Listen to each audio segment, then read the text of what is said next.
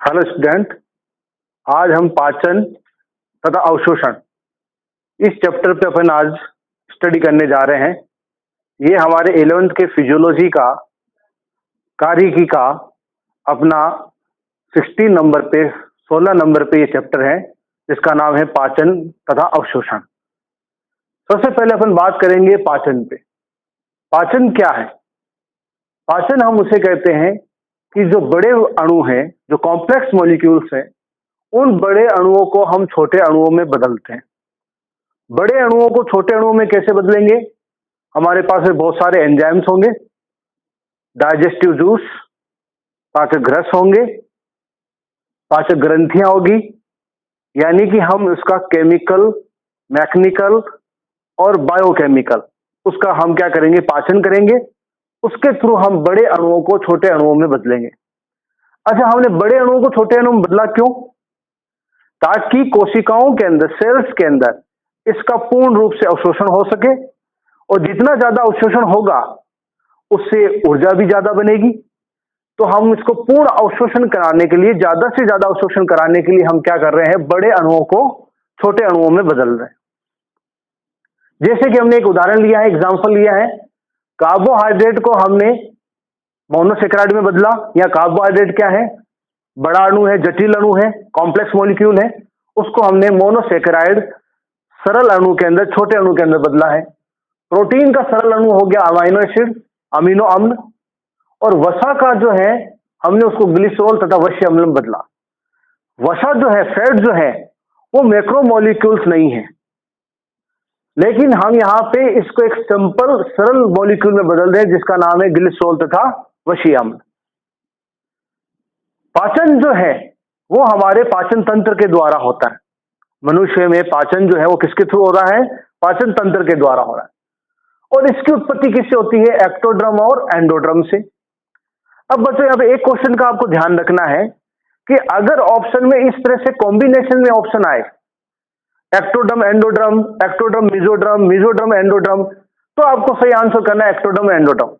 लेकिन अगर मान लीजिए कि ऑप्शन सभी अलग अलग आए, option A ectoderm, option B endoderm, option C mesoderm, या नन ऑफ देम या ऑल ऑफ देम, तो हम क्या करेंगे? एंडोड्रम करेंगे। क्योंकि मोस्ट जो पार्ट है, डाइजेशन का जो मुख्य भाग है, उसकी उत्पत्ति किससे होती है? एंडोड्रम से होती है। मनुष्य के अंदर बाह्य कोशिकीय पाचन होता है। बाह्य कोशिकीय पाचन का मीन समझ गए? यानी कोशिका के बाहर से जो संपन्न हो रहा है उसको हम क्या कह रहे हैं? बाह्य कोशिकीय पाचन कह रहे हैं। अब कैसे देखिए, इस बात को समझे। हमने मुख के थ्रू भोजन को लिया, वो हमारी मुख गुहा से होता हुआ हमारी ग्रसनी, ग्रसिका, आमाशय, हमारी आंत्र में जाता है। ये एक पूरी की पूरी क्या है? एक खोखली संरचना है। भोजन वहां पर रहता है, वहां विभिन्न प्रकार के एंजाइम्स, विभिन्न प्रकार के पाचीय रस उनके संपर्क में आता है, और वो उसको क्या करते हैं? बड़े अणु से छोटे अणु में, यानी उसका पाचन करते हैं। यानी कि पाचन कहां हो रहा है? कोशिका के बाहर हो रहा है। तो हम यहाँ पे क्या है? बाह्य कोशिकीय पाचन वाले जंतु हैं। लेकिन कुछ ऐसे भी एक्सेप्शनल जंतु हैं जिनमें अंतःकोशिकीय पाचन होता है, जैसे कि प्रोटोजोन्स हैं, पोरिफेरेंस हैं, सिलेंटेटा है, टिनोफोरा है। इनके अंदर वैक्यूल्स प्रेजेंट होती है कोशिकाओं में, जिसकी वजह से ये क्या कर सकते हैं? अंतःकोशिकीय पाचन कर पाते हैं। लेकिन हमारे अंदर किस तरह का पाचन है? बाह्य कोशिकीय पाचन। चलिए, हमारे अंदर बाह्य कोशिकीय पाचन होता है और हमारे अंदर पूर्ण वेल डेवलप पाचन तंत्र है। लेकिन क्या सभी जंतुओं में पूर्ण पाचन तंत्र है? नहीं। हम जंतुओं की शुरुआत मानते पोरीफेरा से। पोरीफेरा, सिलेंटेटा, टिनोफोरा, प्लेटीहेल्मिन्थेस, इनमें अपूर्ण तरह का पाचन देखा गया था। लेकिन पूर्ण पाचन तंत्र की शुरुआत जो है वो कहां से हुई? एस्केल्मंथीज में। यानी tube with in tube animals की शुरुआत कहां से हुई? एस्केल्मंथीज में। उसके बाद में देखते हम कि मनुष्य में जो पाचन तंत्र है उसमें दो मुख्य अवयव हैं, दो मुख्य अवयवों से मिलकर बना है, आहार नाल और सहायक पाचक ग्रंथियां। आहार नाल, सहायक पाचक ग्रंथियां। आहार नाल जिसकी शुरुआत मुख से लेकर कहां तक होती है? गुद्दा तक। और सहायक पाचक ग्रंथियां जो सहायक होती है, जो हेल्प करती है डाइजेशन में। आहार नाल की अपन बात करते हैं तो इसकी शुरुआत कहां से होती है? मुख से। उसके बाद में मुख ग्रसनीय कोष, उसके बाद में ग्रसिका, उसके बाद है आमाशय, उसके बाद है आंत्र, और अंत में जो अवशिष्ट पदार्थ है वो गुदा के थ्रू बाहर उत्सर्जित कर दिए जाते हैं। तो यानी कि हमारी आहार नाल की शुरुआत कहां से हुई? मुख से। फिर भोजन कहां पहुंचेगा? मुख गर्षणीय कोश में। फिर कहां पहुंचेगा? गर्शिका में।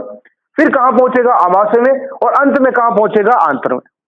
हम यह देखते हैं कि मुख गर्षणीय कोश के अंदर कुछ भाग होते हैं, जैसे जीवा होती है, दंत होता है, तालु होता है, नेजोफेरिंक्स, ओरोफेरिंक्स और लेरिंजोफेरिंक्स होते हैं। इसी प्रकार आमाशय के अंदर भी 4 प्रकार के भाग होते हैं, cardiac, fundus, body and pylorus. यानी आमाशय को हमने कितने भागों में बांटा है? 4 भागों में, cardiac, fundus, body and pylorus. इसी प्रकार आंत्र जो है उसके अंदर भी 2 भाग होते हैं, छोटी आंत्र एंड बड़ी आंत्र। छोटी आंत्र, बड़ी आंत्र, ध्यान रखिए इस बात का कि छोटी आंत्र की लंबाई ज्यादा होती है लेकिन व्यास कम होता है, इसलिए हमने इसको छोटी आंत्र कहा है। बड़ी आंत्र हमने इसको क्यों कहा है? क्योंकि व्यास ज्यादा होता है। तो व्यास के बेसिस पे हमने छोटी आंत्र और बड़ी आंत्र कहा है, न कि लंबाई के आधार पे। तो छोटी आंत्र लंबाई ज्यादा, व्यास कम, बड़ी आंत्र व्यास ज्यादा, लंबाई कम। अब अपन इसकी आगे देखते हैं कि सहायक ग्रंथियां। सहायक ग्रंथियां जो है वो हमारे अंदर मुख्यतः 3 प्रकार की होती हैं। पहली लार ग्रंथियां, दूसरी यकृत और तीसरा अग्नाशय। जो लार ग्रंथियां हैं वो 3 प्रकार की होती हैं, पैरोटिड ग्रंथि, सब मैक्सिलरी ग्रंथि, सबलिंगुअल ग्रंथि। इन तीनों ग्रंथियों का हम डिटेल में स्टडी करेंगे, बाद में पॉइंट टू पॉइंट पढ़ते चले जाएंगे। अभी अपन यहां पे देख रहे हैं कि लार ग्रंथियां कितने प्रकार की होगी? 3 प्रकार की, पैरोटिड ग्रंथि, सब मैक्सिलरी ग्रंथि और सबलिंगुअल ग्रंथि। उसके बाद यकृत और तीसरा अग्नाशय। हमारी बॉडी में सबसे बड़ी जो ग्रंथि है वो कौन है? यकृत है। हमारी बॉडी में सबसे बड़ी ग्रंथि कौन सी होगी? यकृत होगी।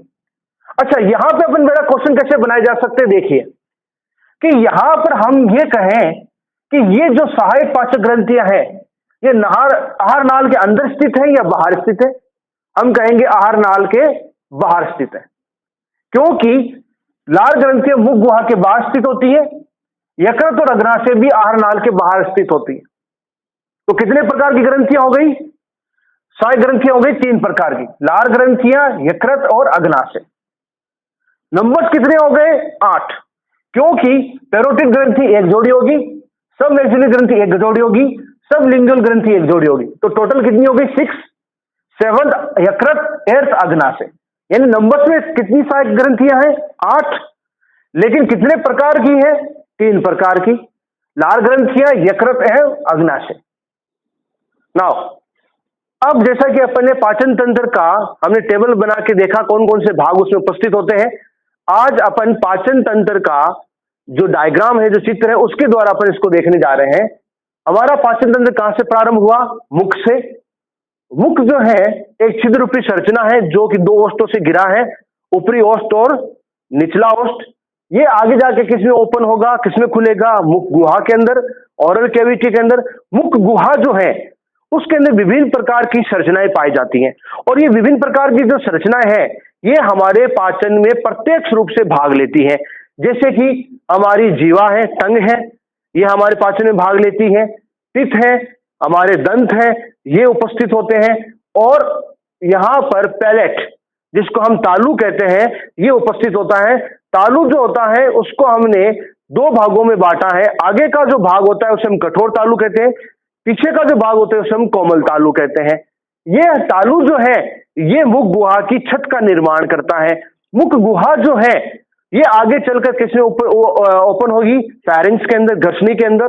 गर्सनी जो है वो आगे चलकर किसमें ओपन होगी? गर्शिका के अंदर, ओइसोफेगस में। गर्शिका जो होती है एक लंबी नलिका रूपी संरचना होती है। ये जो लंबी नलिका रूपी संरचना है इसके अंदर पाचन जो है वो उपस्थित होता है, लेकिन खुद की कोई पाचन ग्रंथि उपस्थित नहीं होती है। ये गर्शिका जो है, ओइसोफेगस जो है, ये फाइनली ओपन किसमें होती है? आमाशय के अंदर। आमाशय जो होता है एक ब्रॉड, एक थैले रूपी संरचना होती है जो हमारी लेफ्ट साइड के अंदर बाईं ओर उपस्थित होता है। ये 4 भागों में बटा होता है, cardiac, fundus, body and pylorus के अंदर। बॉडी जिसको हम काय कहते हैं, ये सबसे बड़ा भाग होता है आमाशय का। यहां पर आमाशय जो है इसके दाईं ओर एक अन्य सहायक पाचक ग्रंथि उपस्थित होती है जिसे हम यकृत कहते हैं। यकृत जो है वो पित्त का निर्माण करता है जो वसा के पाचन में सहयोग करता है। ये जो पित्त है ये जो पित्त है ये वसा के पाचन में सहायक होता है और इसका निर्माण किसके द्वारा किया जाता है? यकृत के द्वारा। यकृत जो है ये यहां पर निर्माण करता है और इसे संग्रहित करता है गोल ब्लैडर में, पित्ताशय में। पित्ताशय जो है ये यकृत के दाएं यकृत के नीचे उपस्थित होता है। ये यहां पर इसको संग्रहित करता है और आवश्यकता के अनुसार ये इसका क्या करता है? स्त्रावण करता है, इसका यहां से रिलीज करता है। और ये जो पित्त है ये यहां पर हेपेटोपेनक्रियाटिक डक्ट के द्वारा कहां ओपन होता है? ड्यूोडेनम में ओपन होता है। यहां पर आमाशय जो है ये आगे जाकर आंत्र में उत्पन्न होता है। आंत्र जो होती है वो दो प्रकार की होती है, छोटी आंत्र और बड़ी आंत्र। छोटी आंत्र हमने इसलिए कहा है क्योंकि इसका व्यास कम होता है लेकिन लंबाई ज्यादा होती है। बड़ी आंत्र हमने इसलिए कहा है क्योंकि व्यास ज्यादा होता है लेकिन लंबाई कम होती है। तो यहां पर छोटी आंत्र जिसकी लंबाई ज्यादा है, व्यास कम है। बड़ी आंत्र जिसकी लंबाई कम है लेकिन व्यास ज्यादा है। छोटी आंत्र जो है वो पूरे 3 भागों में बटी होती है, ड्यूोडेनम, जेजुनम और इलियम के अंदर। ड्यूोडेनम जो होता है वो सी आकार की संरचना होती है और ये स्टेबल पार्ट होता है। यह जो ड्यूोडेनम है इसके दोनों लूप के बीच में एक अन्य सहायक पाचक ग्रंथि उपस्थित होती है जिसे हम कहते हैं अग्नाशय। अग्नाशय ग्रंथि जो होती है मिश्रित प्रकार की ग्रंथि होती है। इसके एंडोक्राइन पार्ट को, अंतःस्रावी भाग को हम कहते हैं आइसलेट ऑफ लैंगरहैंस और इसके एक्सोक्राइन पार्ट को, बहिस्रावी भाग को हम एसिनाई कहते हैं। एसिनाई जो है वो अग्नाशय रस का स्त्रावण करती है और अग्नाशय रस जो है वो पित्त के साथ में मिलकर ड्यूोडेनम में, ग्रहणी में उत्पन्न होता है, खुलता है, यहां पर ओपन होता है। ड्यूोडेनम जो है वो आगे जाकर किसमें ओपन होगा? जेजुनम में। और जेजुनम जो है वो आगे जाकर किसमें ओपन होगा? इलियम में। इलियम जो है वो छोटी आंत्र का सबसे लंबा भाग है और अनस्टेबल पार्ट है। अनस्टेबल क्यों है कि कई बार हम देखते हैं छोटे बच्चे में ये कोल्ड हो जाता है लेकिन ड्यूोडेनम जो है वो कोल्ड नहीं होता है। तो इलियम जो है वो आगे जाके किसमें ओपन होगा? इलियम सिकम में ओपन होगा। सिकम जो है वो कोलन का प्रथम भाग है और ये जो सिकम है इसे क्या कहेंगे? वेस्टिजिनल ऑर्गन कहेंगे क्योंकि ये वेस्टिजिनल ऑर्गन, ये अपने वेस्टिजिनल ऑर्गन क्यों कहा है? क्योंकि इसका कार्य जो है अब नहीं रहा है। इसके पास में ही जहां पर इलियम सिकम में खुला है, ओपन हुआ है, उसके जस्ट नीचे एक फिंगर लाइक प्रोजेक्शन प्रेजेंट होता है जिसे हम वर्मीफॉर्म अपेंडिक्स कहते हैं। ये जो है पहले ये जो है सेलुलोज के पाचन में काम आता था लेकिन अब ये भी क्या हो गया? वेस्टिजिनल हो गया है। तो वर्मीफॉर्म अपेंडिक्स और सिक्कम दोनों क्या है? वेस्टिजिनल पार्ट है। सिक्कम आगे चलकर किसमें ओपन होगा? कोलन में। कोलन की व्यवस्था के आधार पर हमने इसे 4 भागों में विभाजित किया है, ascending colon, transfer colon, descending colon and sigmoid colon. तो सिग्मोइड कोलन है वो ऐसाकार का होता है इसलिए इसका नाम सिग्मोइड रखा। ये आगे जाके रेक्टम में उत्पन्न होता है, मलाशय में। और रेक्टम जो है वो गुद्दा के द्वारा जो है बाहर अपशिष्ट पदार्थों को उत्सर्जित कर दिया जाता है गुद्दा के द्वारा। यानी हमारा जो पाचन तंत्र है वो कहां से प्रारंभ हुआ? मुख से, और अंत में कहां पे खुलेगा? गुद्दा में। यानी भोजन को ग्रहण किया मुख से और अपशिष्ट पदार्थों को उत्सर्जित किससे किया? गुद्दा के द्वारा। साथ ही हम ये देखेंगे 3 प्रकार की सहायक पाचक ग्रंथियां उपस्थित होती है। कौन कौन सी? लार ग्रंथियां, यकृत और अग्नाशय। लार ग्रंथियां मुख गुहा के बाहर उपस्थित है, यकृत और अग्नाशय ये भी आहार नाल के बाहर उपस्थित है। यानी जितनी भी सहायक पाचक ग्रंथियां हैं, लार ग्रंथियां, यकृत और अग्नाशय, ये आहार नाल के बाहर स्थित होती है। कहां स्थित होती है?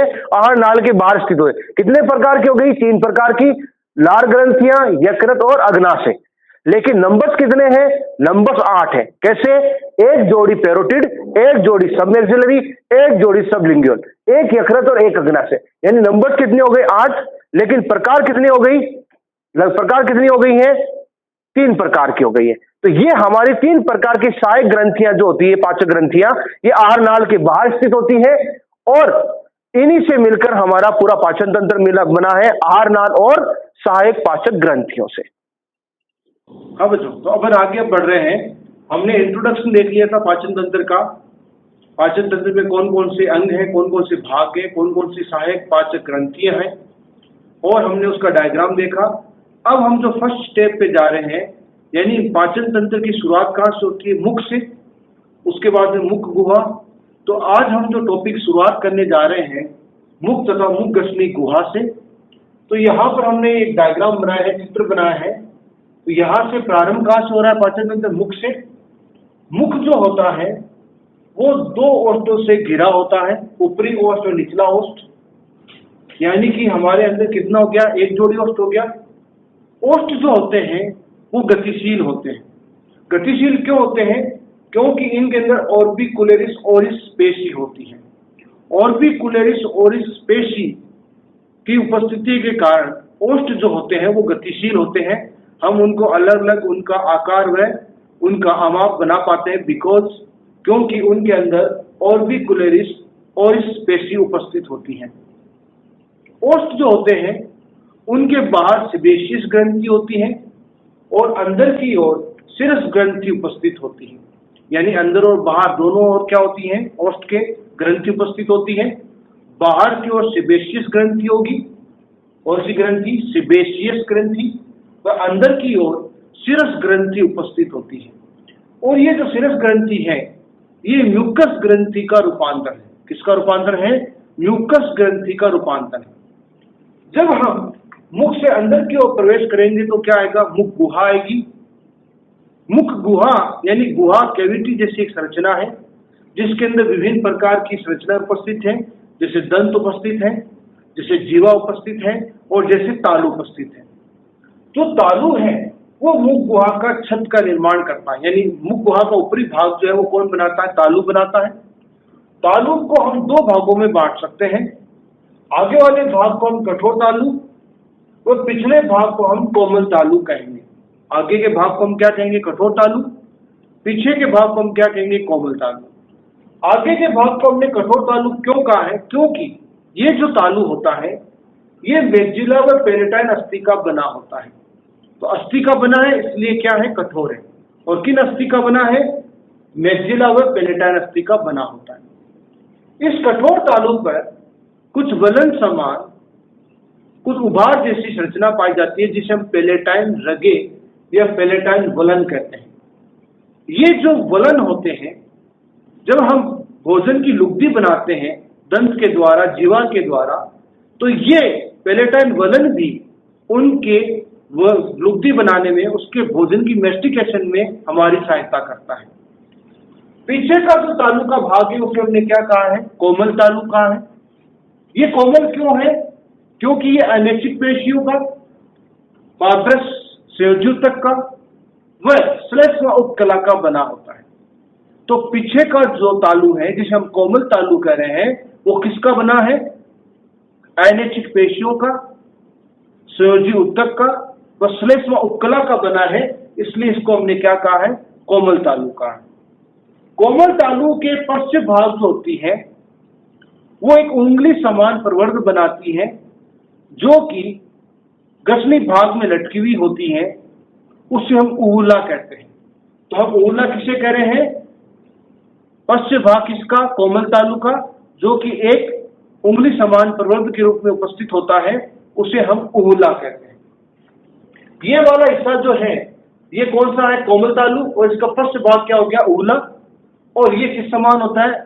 उंगली के समान प्रवर्ध रूपी संरचना होती है। ऊला जो होता है वो भोजन के कणों को नेजल चेंबर में, नासाकोष्ठ में जाने से रोकता है। कैसे? जो ऊला जो लटकी हुई संरचना है उसके पृष्ठीय भाग की ओर इंटरनल नेजल पोर्स होते हैं, आंतरिक नासा छिद्र होते हैं। तो ये क्या करता है? उस पृष्ठीय भाग से उसको ढक लेता है, जिसकी वजह से नेजल चेंबर के अंदर भोजन के कण प्रवेश नहीं कर पाते। अब देखिए ये वाला जो भाग है, ये वाला भाग क्या कहलाता है? ग्रसनी। ग्रसनी जो होता है वो भोजन और वायु दोनों के लिए क्या है? कॉमन पाथ है, सामान्य मार्ग है। यानी भोजन भी वहां से गुजरेगा और वायु भी वहां से गुजरेगी। ये जो ग्रसनी होती है इसे हमने यहाँ पर दो भाग लिखे हैं। एक ऊपर का भाग जिसे हम नासा ग्रसनी कह रहे हैं और नीचे का भाग जिसे हम मुख ग्रसनी कह रहे हैं। ये नाम हमने उसकी संरचना से संबंध के आधार पर रखा है। यानी कि जो ग्रसनी का भाग नासा मार्ग से जुड़ा हुआ है उसे हमने नासा ग्रसनी कहा है, नेसोफेरिंक्स का, और जो भाग ओरल कैविटी से जुड़ा है, मुख गुहा से जुड़ा है, उसे हमने ओरोफेरिंक्स कहा है।